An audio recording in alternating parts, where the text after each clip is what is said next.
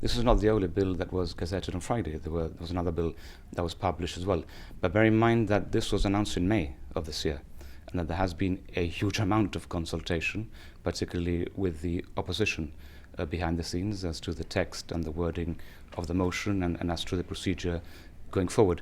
And also I think it's important to bear in mind that the question of the enlargement of Parliament has been on the cards for a very long time. I mean, I was a member of the Select Committee on the Constitution that was set up in 1999. And from then until 2006, this was an issue which was raised in the discussions. At the time, the view was taken that we would provide a formula in the Constitution to allow Parliament to regulate its own size, that is in Section 25 of the Constitution, and at that time Parliament was increased from 15 to 17 members. Bear in mind also in 1950 we only voted for 5 elected members, and that has increased as our level of self-government has increased and as time has gone by. That became 11 elected members in 1964, it went up to 15 in the 1969 Constitution, and then to 17 in the 2006 Constitution. So it is the normal procedure in the context of British colonialism and the British Commonwealth. Why has there been no consultation with the wider public on this issue, unlike on scooters or on abortion where there's a referendum? There has been. I think part of the problem is that people don't remember the way when this started and how it happened. In 2011 there was a commission set up on democratic and political reform. That commission addressed all the issues in relation to the Gibraltar Parliament, including specifically the question of enlargement. At that particular time, there were 2 opportunities given to the general public to come forward and give their views. That closed in September of 2012. It was then extended until the end of October 2012. Then a select committee on parliamentary reform was also set up.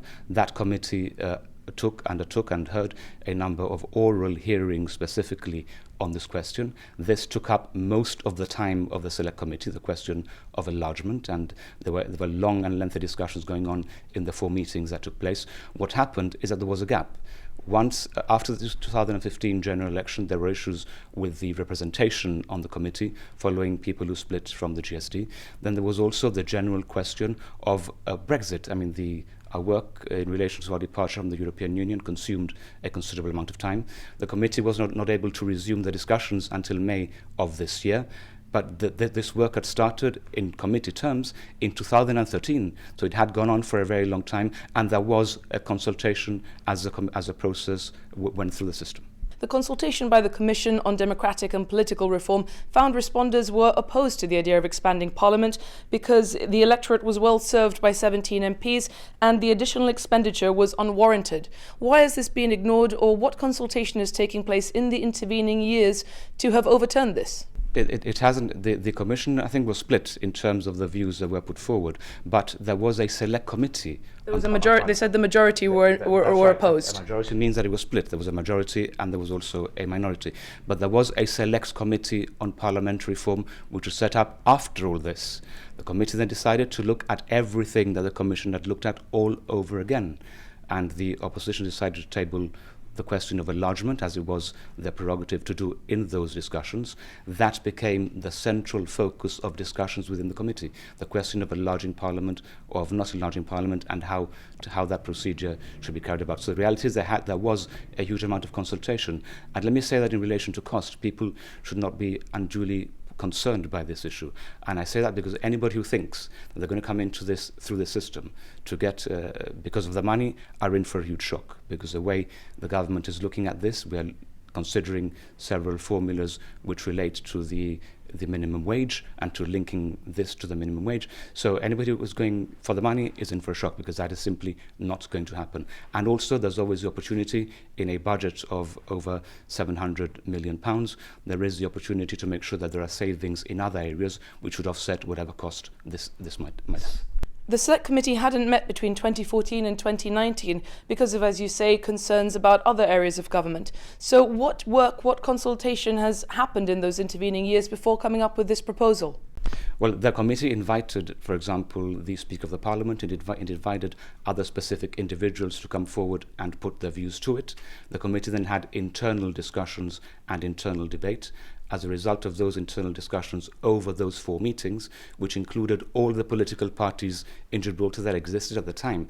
Remember that between the deliberations of the committee in 2013 and 2014, and between at the time when Ms. Naun left the GSD, at that particular time, it meant that there was no representation from parties which exist today, which did not exist at that particular moment. But that was the way in which things were structured, and the GSD represented all the opposition at a given moment. And non-politicians?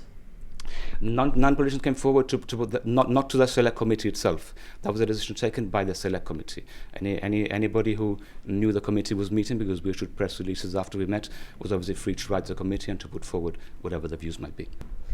Proportionately, Gibraltar has far fewer constituents per MP than, for example, the UK, where it would number into the thousands. Perhaps over the entire population of Gibraltar would be represented by just 1 MP. So how is this then justified, especially considering that while not government ministers, those backbench MPs will have constituents to answer to specific local concerns? What will be the responsibilities of backbench MPs in Gibraltar? Our size is what is so wonderful and what makes our democracy work so well. The fact that people have direct access to the government ministers. They would, under the system proposed, have direct access to government backbenchers, and they would also have direct access to shadow ministers as well. And our size is what allows us to work in such a vibrant and such a wonderful way. How will it be determined who's a front bench and a backbench MP? Will this be based purely on the number of votes? Will this be something that people see on their ballot papers? That is something that would be chosen by the Chief Minister and by the Leader of the Opposition. So I would imagine that it is up to them to select who they wish would serve as ministers. Certainly on the government side, it is a requirement in the Constitution. The Chief Minister appoints ministers. So I mean, obviously the governor, through the governor. But so that is a requirement laid out in the Constitution of Gibraltar. That is not anything new that changes by the introduction of any new system. Neither bill nor motion specifies that the extra MPs will be backbenchers. Can you confirm that this is the case and that they won't have portfolios? That is absolutely the case. I mean, the government wants to make it absolutely clear there is no intention to appoint more government ministers. So there will be no more government ministers than there are at present.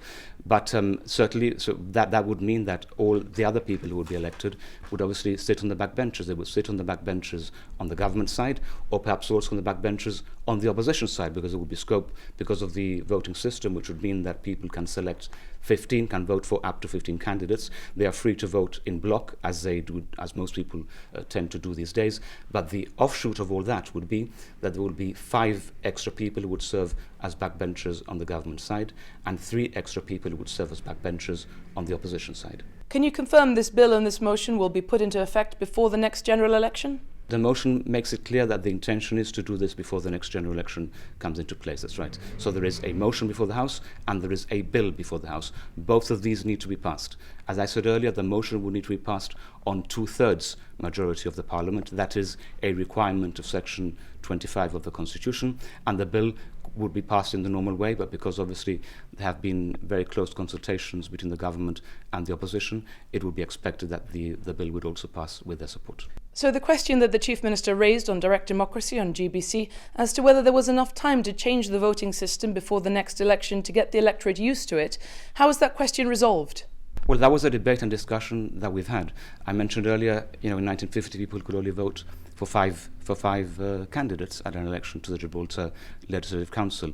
That number was increased to 11 in 1964, and from 64 to 69, it increased from 11 to 15. So this has happened in the past. This is not anything new. There have been increases to the Legislature of Gibraltar, to the House of Assembly, and then to the Gibraltar Parliament. So there will be an information campaign, as there always is, conducted by the Parliament of Gibraltar, and I'm sure also by the political parties contesting the election, that would make that very clear. What difference will this materially make? The government still preserves its majority.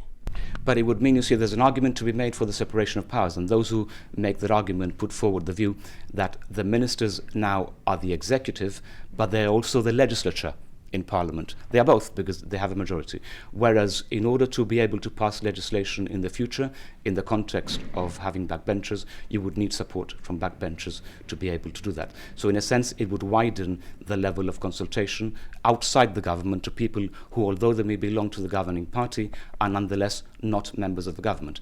And as I said, that is the position in Guernsey, the Isle of Man. It is also the position in Bermuda, in the Cayman Islands, and in other territories that are not British, but are in Europe. Has this been done in order to appease the party faithful by giving them posts? No, that is complete nonsense. This is something that goes back, as I said before, to before the 2006 Constitution.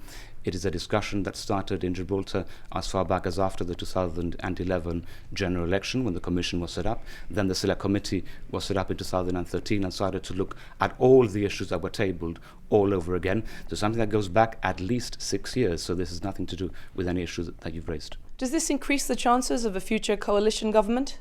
Well, it depends. People in Gibraltar have traditionally voted bloc. So whether you voted for 5 people in 1950, or you voted for 15 people in 1969, or you voted for 17 in 2006, people have tended to bloc vote for the party of their preference. So the chances are that will continue going forward into the future. So far, the reaction on social media appears to have been largely negative. Will the public have a chance to comment on the success of this pilot scheme and have their comments, whether positive or negative, taken into account? As I said before, this is an experimental situation. It's happening on a trial basis throughout the course of the 4 years, or perhaps at the end of the 4 years, when people can see how it works. They'll be perfectly free to make submissions to the Select Committee on Parliamentary Reform, which will be renewed after a new Parliament comes into effect, and then to have those views considered and taken into account by the Select Committee at the time. So this is happening, as I said, on an experimental basis, on a trial basis for the next term of office, and it's up to a future Parliament to determine what they want to do going forward, having consulted all the stakeholders and all the interested parties.